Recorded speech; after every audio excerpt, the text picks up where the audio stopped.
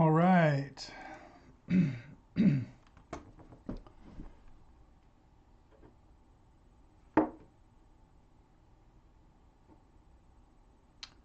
have anybody here yet. For those who are watching this later, I've got 5 videos in the queue from people that have sent them in. I'm going to start with the people that loaded them up onto Team ACE. In case you don't know what that is my new, I'm calling it the official community of ACE Method Coaching. And that's where athletes and coaches could go in there. I'm thinking of it like a learning community where you could upload your videos for me to check out. You can ask questions for me to answer, and just share videos. Other people can give advice if you'd like, things like that.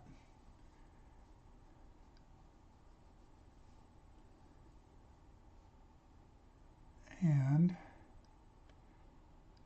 just want to make sure, yeah, it says I'm live. Okay.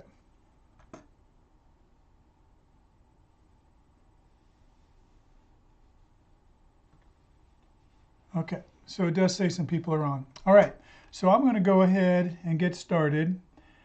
Like I have 5 videos that have been sent to me. I'm going to go ahead and check them out.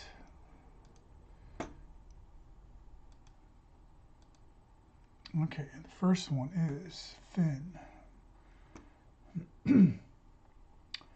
Okay.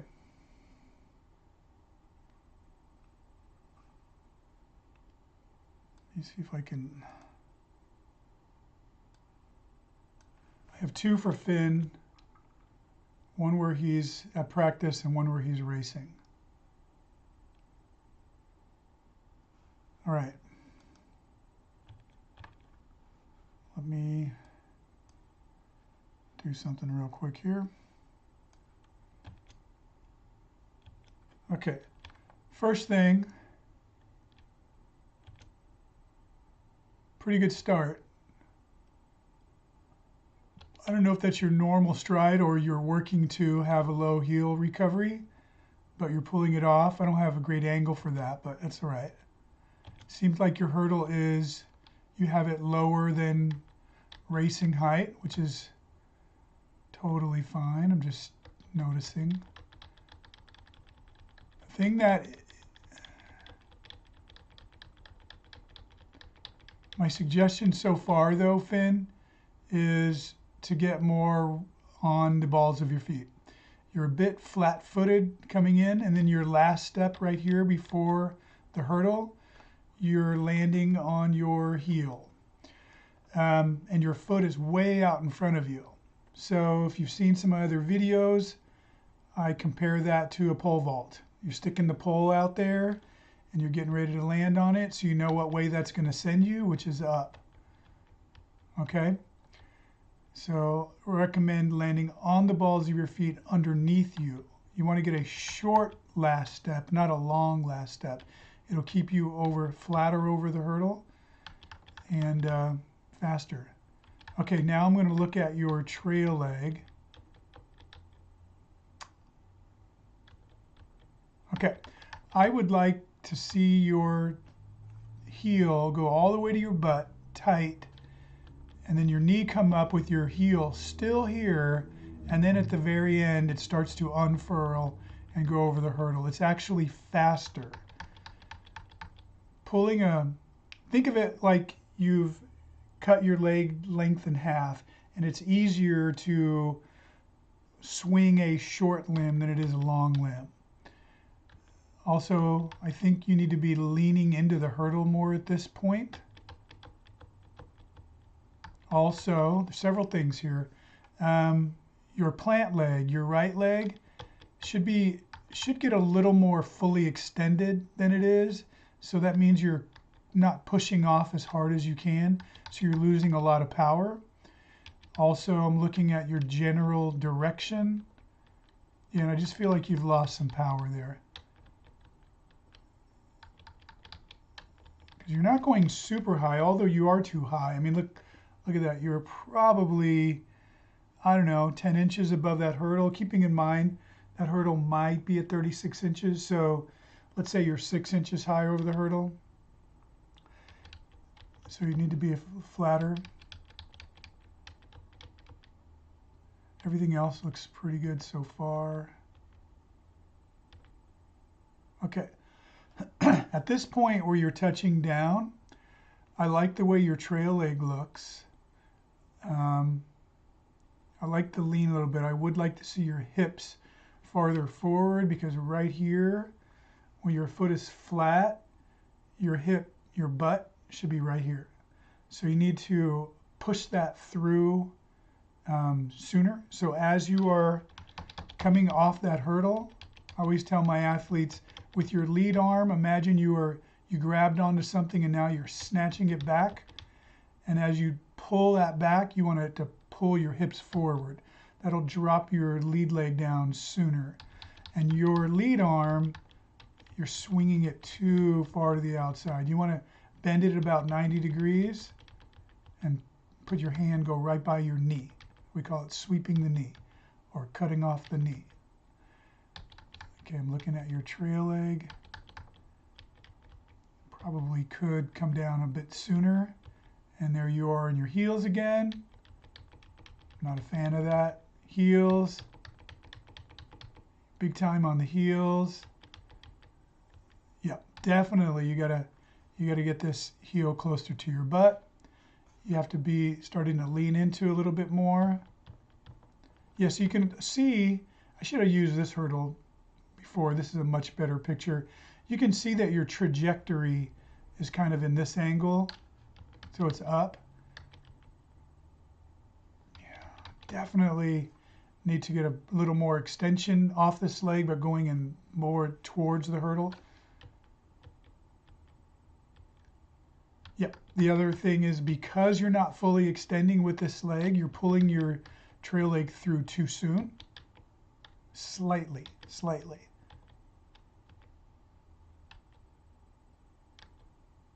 It's not bad. It's not bad. I still would like your hips to be a little more forward. Have your lead leg drop a little sooner. And see how your arm is thrown behind you? That's a combination of things. That's being a little too high, so having too long for your body to rotate. The other is a little bit, I think that's the main thing. I don't think you're really over-rotating your trail leg too much. So your main suggestions for you is to stop running on your heels. And I know why you're likely doing that is because you're trying to reach the next hurdle in 3 steps. But really, those are slower steps. And if you would just go for it, like really commit to just running full speed on the balls of your feet, you'll get there off of speed versus reaching. And you'll be a lot faster. And then also, like I said, your trail leg needs to stay tucked longer, and then tighten up your arms, and then practice having a flatter curve over the top of the hurdle. All right, that's it. Let me real quick check in to see how we're doing. Still have 5 people in here, probably the 5 people who sent me their videos. So good for you. Let me go on to Callum.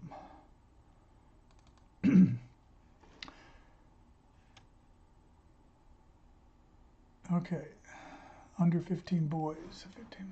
So Callum, I think, is this one right here, because he's in a red shirt and he got first place. Yeah. That looks like grass to me.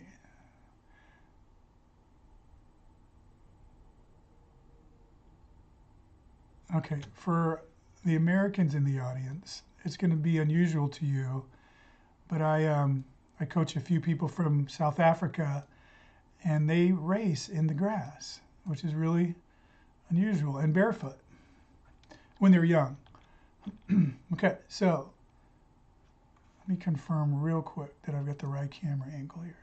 Okay. All right. Back to where it was. All right, Callum. So you're fast, definitely faster than your peers. Oh, okay. Let me see if it gets.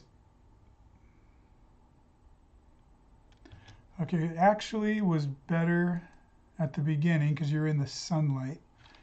But here's what I'm noticing. A lot of twisting. So look at this. I'm going to look first at your lead leg.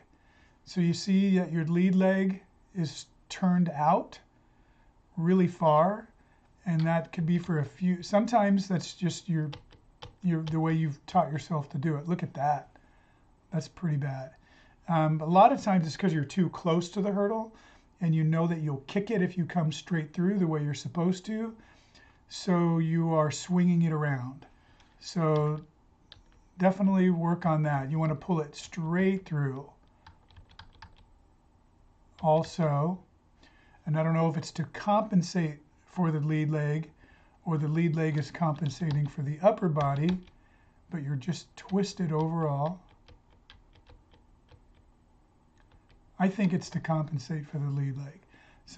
Sometimes you don't know whether the tail is wagging the dog or vice versa, but this arm is just funny, like your whole body's twisted and you got your arm by your head. So, and then you're high over that hurdle. You can see that. Your arms are out. You want to keep your arms bent at 90 degrees. Okay, your trail leg. Let me see. Okay, so you can see how far your hips have to drop. Drop, drop, drop, drop, drop. So that means it's like you jumped up. So if you go flatter over that hurdle, stay lower, you won't have this dropping action. You'll just run right off the top of the hurdle. And it'll fix. Okay, so here's what happens. This is a good lesson for everybody. So when you get that high, not only does it take a long time to watch your body drop to the ground, what happens when you hit the ground? Watch this. So here your foot's on the ground, but look what gravity does. See your knee buckle right here? It's going to do it again. It's like you're sinking. Look at that. So you're being pulled into the ground by gravity. Look at that. Looks like you were ready to fall down right there and just drop to your knees. And then now you're trying to climb out of that hole. Now you're jumping up really high again, swinging. Oh, wait a minute. What the heck? Are you four-stepping? I wasn't paying attention. Yes, but it wasn't counting. Let me go back. Okay. 1 step, 2 step, 3 step, 4 step. Okay. And now this one, you're doing the opposite. This one, you're bringing your left leg over, but you're swinging it from the other direction. I'm pretty convinced now that you're just too close to the hurdle. So you're having to do these funny things with your lead legs in order to not hit the hurdle. So you can just see, it's just weight. Look how high you are. And then your arms are straight out like this. So my suggestion is practice trying to 3-step. Because you're too close to the hurdle whenever you 4-step. And you and bring your lead leg straight over that hurdle. Keep your whole body straight. Keep your arms tight. Yeah, you're just so high, so high. Okay. The thing is, you're fast and you're athletic. So you're still beating all your friends. But it's out of pure athleticism. Yeah. So if you haven't already seen it, I would kind of go back to the basics with you. If you want to go to my website and check out my Hurdling 101, that'll take you step by step how to learn how to hurdle properly. I mean, if you're doing this well, the way you're running, no telling how fast you'll be if you do it properly. That's what I would recommend. Or do my Ace Hurdler subscription. I can teach you how to hurdle. Let me go on to the next video. It is going to be Tom.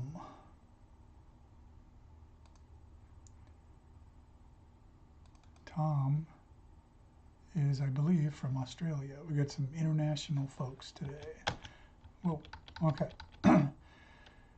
In the backyard, running in the grass. Let me do full speed first. Okay, Tom looks fast. Okay. Homemade hurdles, so he's super dedicated.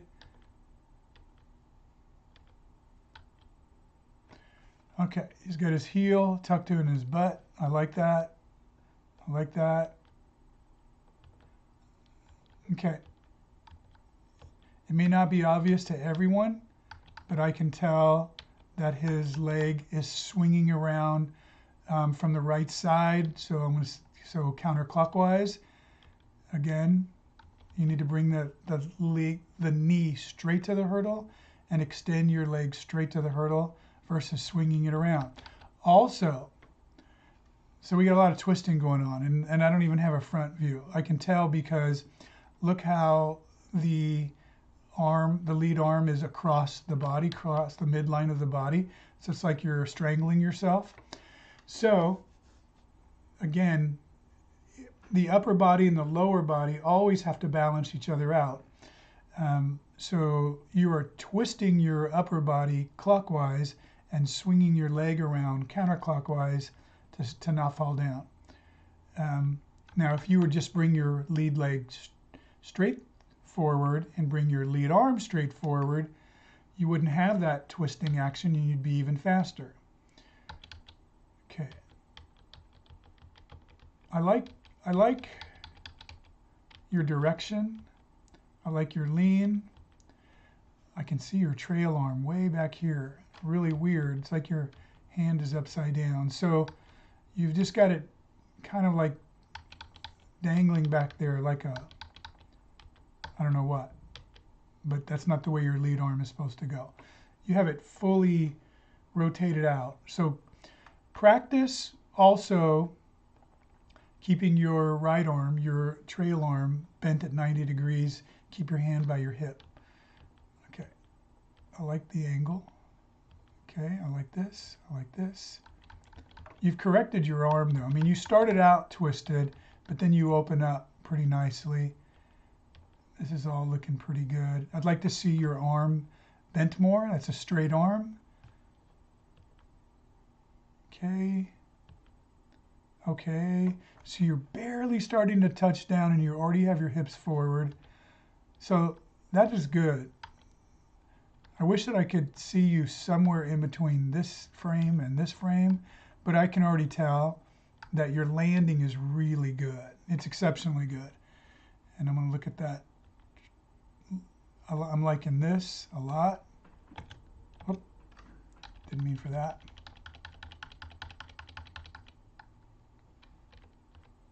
I like that. I like the way you look, but I don't like that you are landing on your heels.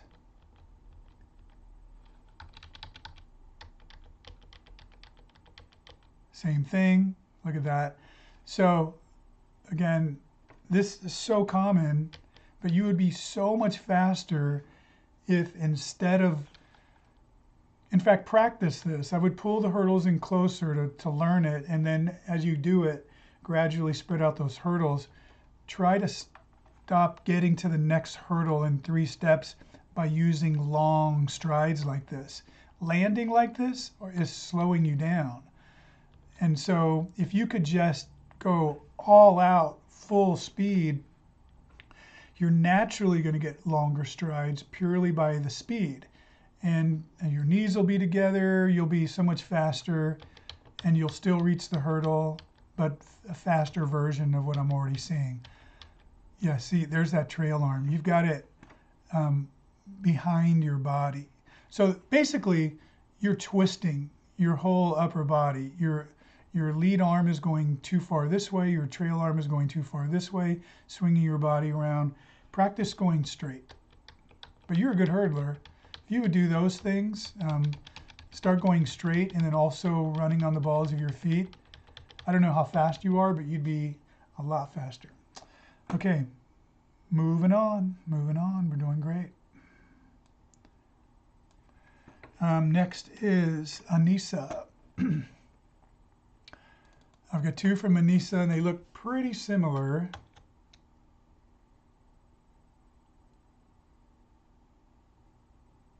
I think this is the worst of the two, though, Anissa. Okay, so here's what I'm noticing.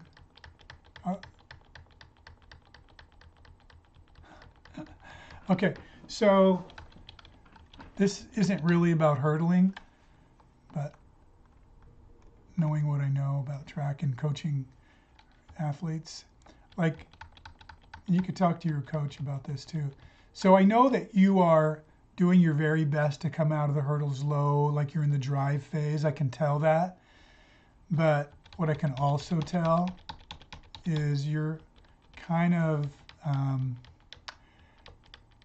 want to almost call it faux, F-A-U-X, like false drive phase, because your legs aren't moving like you're in the drive phase, but your upper body looks like you're in the drive phase. So really, you're running normally, but you're bent over at your waist.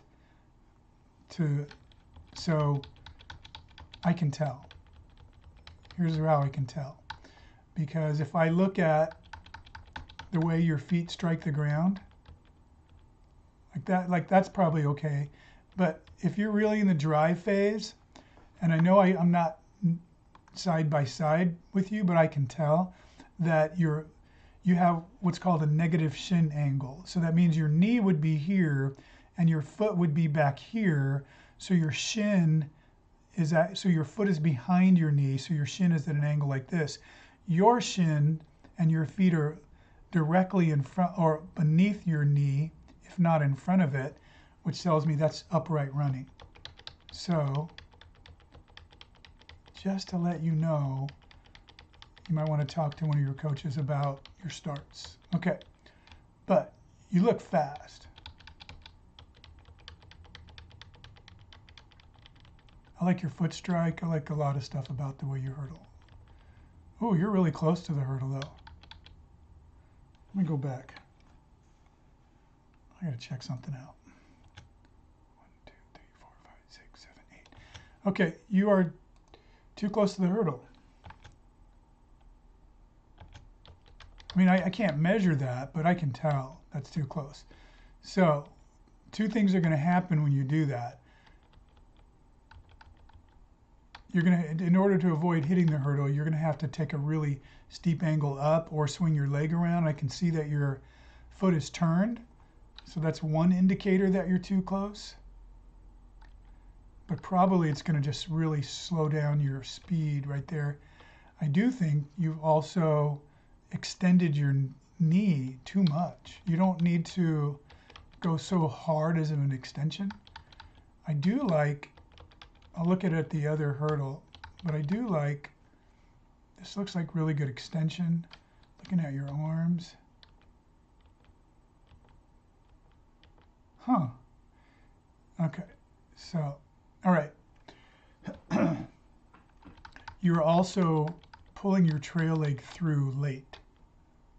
Like right here, when your calf and your knee are above the actual hurdle, your knee should be farther forward at this point. And then when you are here, with your toe is touching down, your knee should have already swung around to be about at 11 o'clock, if you know what I mean. Straight ahead would be 12 o'clock. So 11 o'clock, if you can imagine your body, your legs swinging like a clock. Like right there is 11. Your knee should have been there already. And then your arm is 2 straight.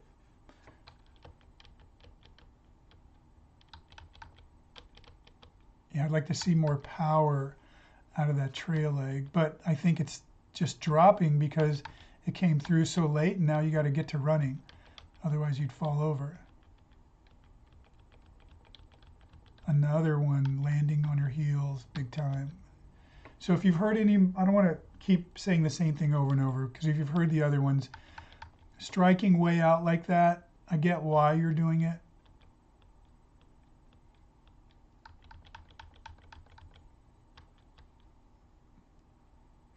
So at this point, your foot should still be tucked up a bit. You really want to hold it there and at the end extend it. Yeah. So I'm feeling the same things, okay? Bring the lead leg straight through. Keep it tucked longer. So don't swing it around the side. Try to drive really hard into that hurdle, which I think you might be. Like I said, I like the commitment and the extension here.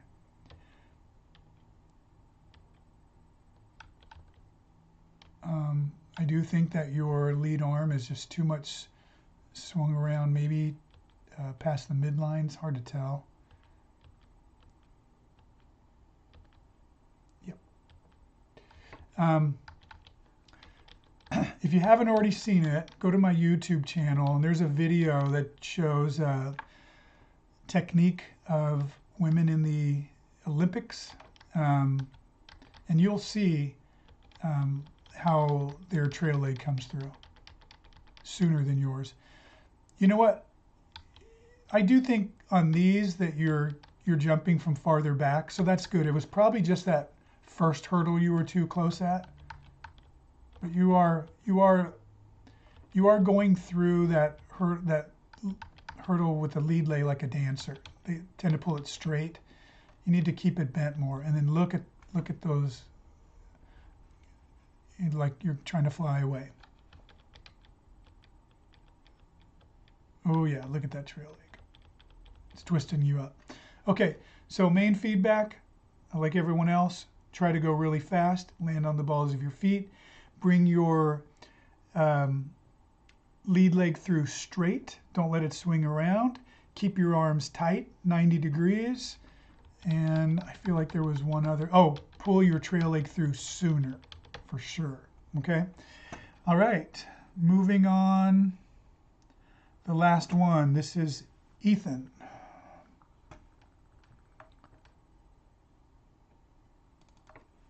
Okay, so Ethan is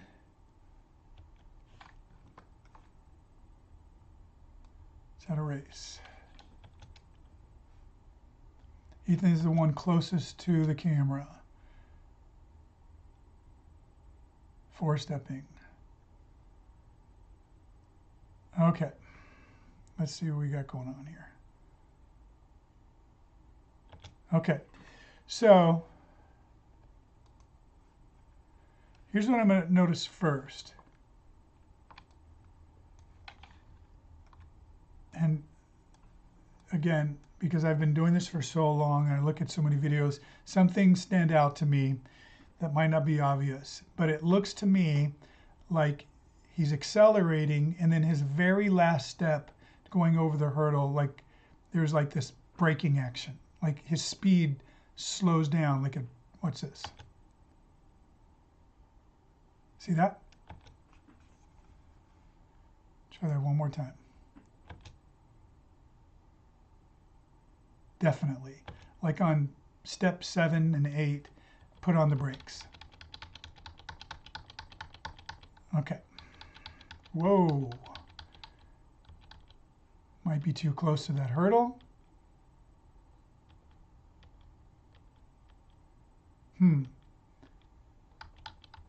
Yeah, I think too close to the hurdle and too high because his knee is way up by his chin. Albuquerque, okay. UNM. Okay, so the other thing, you have both arms forward at the same time. Wow, okay. So there was that braking action, which tells me you are not committed to going over. There's a big time landing on your heel, which is a natural braking action in itself. You probably did it also on step 7. There it is. And then I'm looking at your center of mass just go up. I'm seeing your lead leg not come through straight. Also lifting your knee crazy high. It doesn't need to go much higher than the hurdle. Your left arm should be back behind you at this point, bent at 90 degrees. And then because you're so high over the hurdle here, and you pulled your, it's hard to say, but your leg should be coming down, and it's not coming down.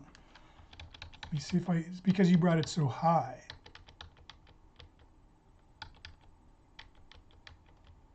And now we're going to watch the drop to the ground. Lower, lower, lower, lower, lower, lower. Okay. And now you're twisted because you were descending to the ground too long. Look how your shoulders are facing over here. You're totally twisted. Look at that. Oh my goodness. And falling over to the left side. I hope I don't think I'm mocking you. I'm not at all. Trying to help you out. So yeah, so you're very off balance, and still your shoulders are twisted to the outside. And that's because of how high you were, and just that you didn't bring your arms correctly with your legs. Still sideways. Still sideways. Still sideways. And then here you've corrected. You got both arms forward. Yep. That's one of the things throwing you off. Okay, now we're in the other leg. See, that's one of the weaknesses of four-stepping, is it's hard to get really good at technique because you change every other hurdle. You don't get the advantage of a rhythm like everyone else. So here's back to what I'm guessing is your dominant leg. Okay, so here's what's happening. And this is one of the reasons that you're so high. So ideally, let me see what happens on this hurdle. Maybe this one. No, this one. I gotta go back though, because you changed legs. So I gotta show you what I want to show you. So a hurdler's what's called a parabolic curve. That's when you watch their center of mass stay flat, and then it rises over the hurdle, and then it drops down. So a hurdler should reach the apex of their leap in front of the hurdle, and then start to drop down, coming down on the hurdle. Ethan is reaching the top on the far side of the hurdle, and then that forces you to go higher. That means he's too close to the hurdle, and which makes you take a steep angle at the hurdle. So that means your apex of your jump has to be on the far side of the hurdle. So he needs to learn to jump farther away so he comes down on the hurdle. So, which tells me four-stepping puts him too close, but if he's unable to three-step, then he's got to learn how to take shorter, quicker steps so he's not so close to the hurdle. And then also practice his technique. Like right here, again, every time he goes over with his right leg, he has both of his arms forward. And so there he's reached his top of his jump, and he's on the other side of the hurdle. So basically it's a series of running, jumping, and landing.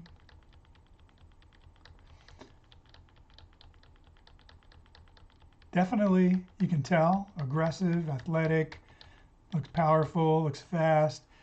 Just have to get that technique down. Oh yeah. Yep. So I don't know what your coaching situation is.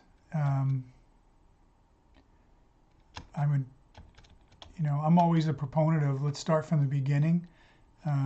So if you've checked out any of my things I have online, Hurdling 101, or if you don't have a coach that can help you, you ought to look into the services that I provide with my Ace Hurdler subscription. You could do this on a regular basis. So anyway, that's the five videos I was going to check out today. Let me go back to here. Let me go back to YouTube. I've got, wow, 20 people are on. But no one has asked me a question yet. So anyway, that's the 5 videos that I was going to look at that I got in advance. Hopefully some of you will send me some questions, but I did get some in advance in Team ACE. So I'm going to cover those right now. Somebody asked me the question. They said that they tend to often or commonly, I can't remember how they phrased it, often randomly stutter or hesitate going into a hurdle, and wanted to know what they could do about that. That's not necessarily an easy question, because working with hurdlers is kind of like anything else. I mean, you're dealing with a person that has a mind, and they think, and they have fears, and they have hesitations, and so it's a matter of confidence. So you have to do whatever is going to take for you to gain confidence to go over the hurdle. So typically what I recommend is you lower the hurdle as low as you need to go. I don't know your age, so I don't know what height you race at, but you want to go lower than usual and closer together than you race at, and practice just flowing full speed over those hurdles, getting really good and tight and confident. And then over time, you can, when I say over time, it could be within the same session. It could be from one session to the next, or it could be over weeks, depending on how fast you adapt to this, but gradually spreading out those hurdles a little farther and a little farther. And when I say farther, I mean, maybe adding 6 inches each time. All my years of coaching, I rarely brought out a tape measure. It just takes too long. So I always did things by my foot length. So for example, again, it depends on where I am in the season and where I am in practice, but I might first put all of my hurdlers 1 foot length of my feet, in closer than usual. So that means the first hurdle goes right on the mark. The second hurdle goes 1 foot closer. The third hurdle is going to go 2 feet closer, and the fourth hurdle is going to be 3 feet closer. If that makes sense. That way you have the same spacing all the way through. And then get them to be really comfortable with that. And then if they get comfortable with that, then instead of shortening it by 1 foot, I can shorten it by 1/2 of my foot. And then, so now I'm at the second hurdle being 6 inches closer than the third hurdle being 1 foot, and then 1.5 feet. And then over time, I'm getting closer and closer and closer, because they got used to it, and then I just spread it out as they gain more confidence and they get faster. So that is my advice there. The second question and last question that I got, and again, I don't have any people sending me any questions, so I don't want this to be my last one. But anyway, was how can you explode more out of the blocks? That's a really complicated one also, and hard to do without the visuals. But without going into all the details of how to come out of blocks properly, let me first just start talking about what does it take to be explosive. So keep in mind that we're all different, and we all have different muscles, and you have on extreme ends, you have 2 types of muscle fibers. You have people that have predominantly fast twitch muscle fibers, and some that have slow twitch muscle fibers. And then you have blends in between. And some people have some of each and different amounts of each. So just know that a person who with fast twitch muscle fibers tends to be somebody whose muscles tend to get bigger. They look more powerful. They're good at sprinting. They're good at jumping. They jump high, things like that. And they're very explosive by nature, and it just comes natural to them, versus somebody who predominantly slow twitch muscle fibers. And those are people that are the opposite of that. They don't tend to jump high. They don't tend to be very good at sprinting. They don't seem to be very explosive, yet they tend to be able to run, to hold their pace longer than the sprinters do. So, and a person could be somewhere in the middle of that.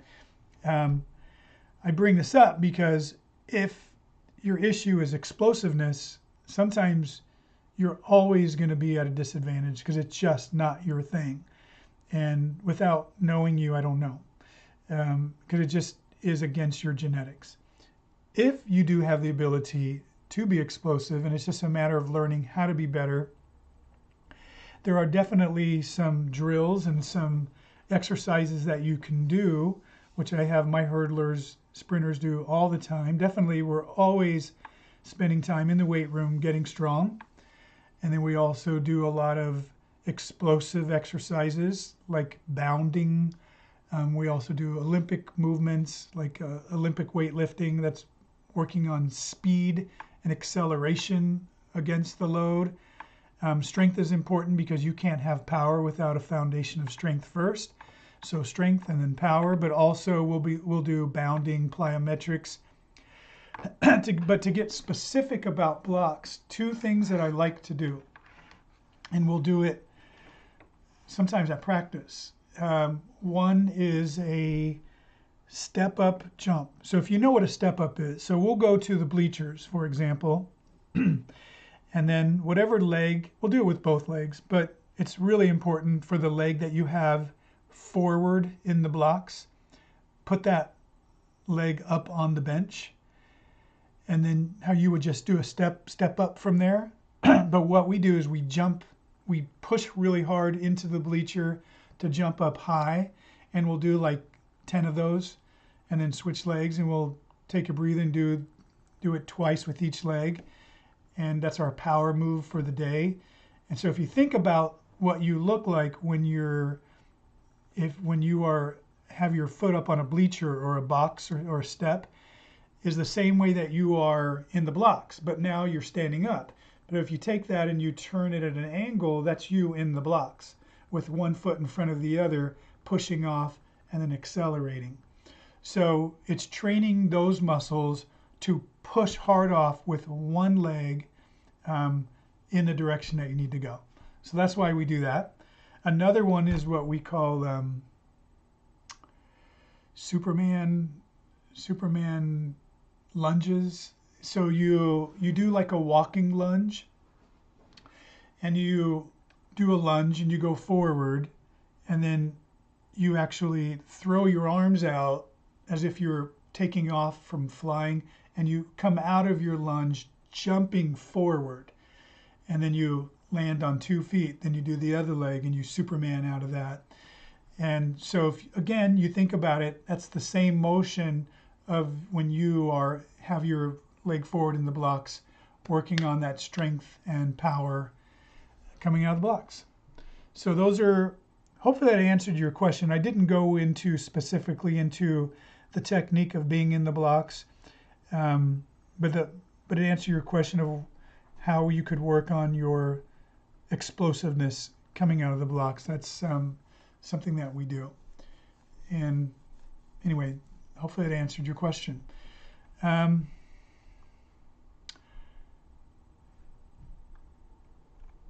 This is bizarre. It makes me think something is going on here wrong, because I don't have any questions, and I usually have a lot of comments and questions. But will somebody do me a favor and say something in the chat so I can find out if this is working or not? because I've never, ever seen this before.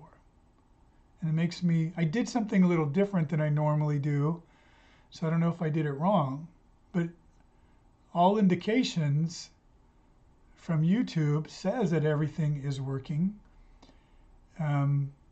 People are giving me likes, but nobody has said anything. I can see that 24 people. Aha, okay.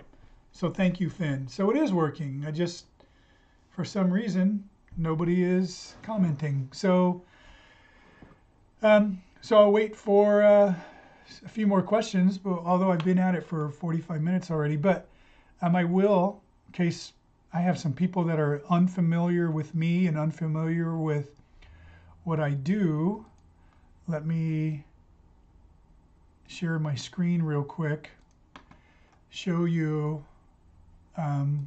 what it's all about.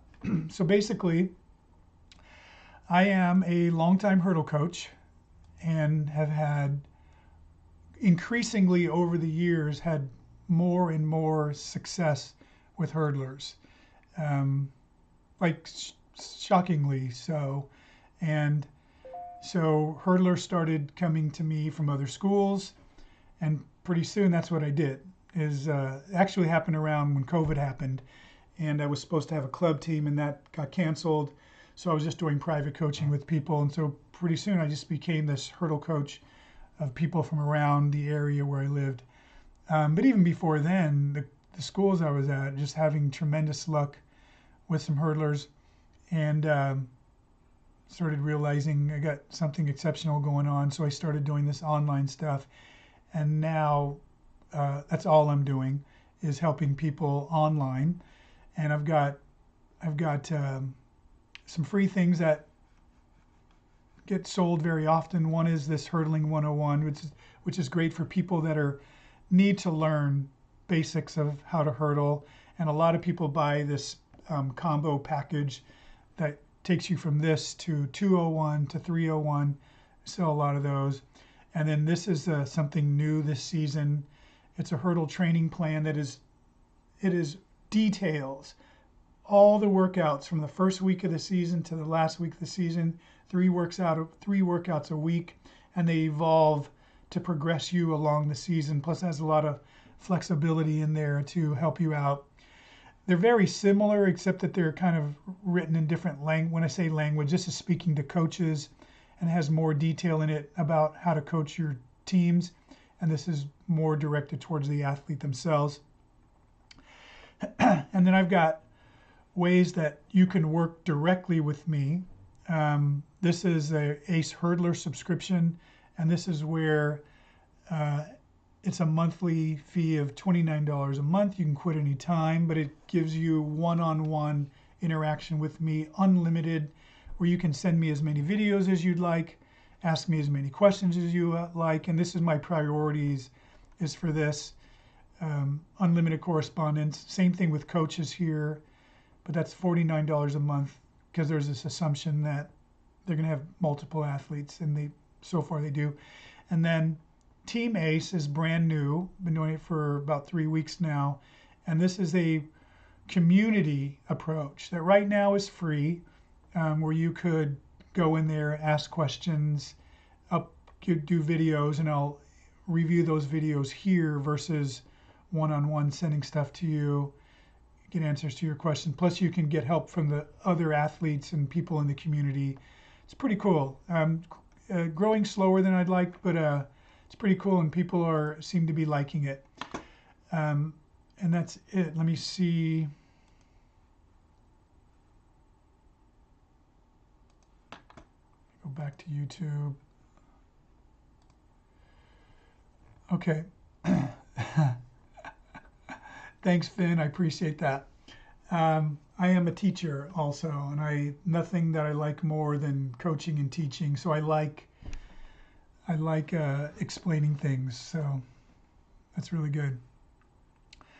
Okay, so I've reviewed all the videos, answered the questions that I've gotten. I know I've gotten some emails while we've been here, but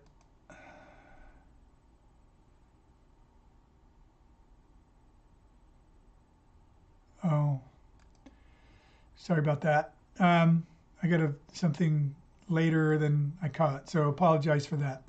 Anyway, so that's all I've got. Unless anybody has any other questions, let me double check that real quick. So that's it. So if you are somebody that watches this video after the fact, because it's put on YouTube, just know that if you plan to check out next week's live stream, right now that's up in the air only because it's Super Bowl weekend and I don't know what my plans are. So I'm either going to do it earlier in the day or I'm going to skip it altogether. So I just say that in advance because don't assume that it's going to be at 5 o'clock like I normally do, 5 p.m. Eastern excuse me, time. It might be earlier or it might skip a week. I have not looked at my calendar to see what I've got going on. Not that I'm that busy of a social person, but I did have some plans. So anyway, if you have any questions for me, you can either email me on my website, or you can go to acemethodcoaching@gmail.com, or you can go to Team Ace, and we'll go from there. So thanks for sending me videos and the questions and being a good audience, and I hope I helped you. Have a good day.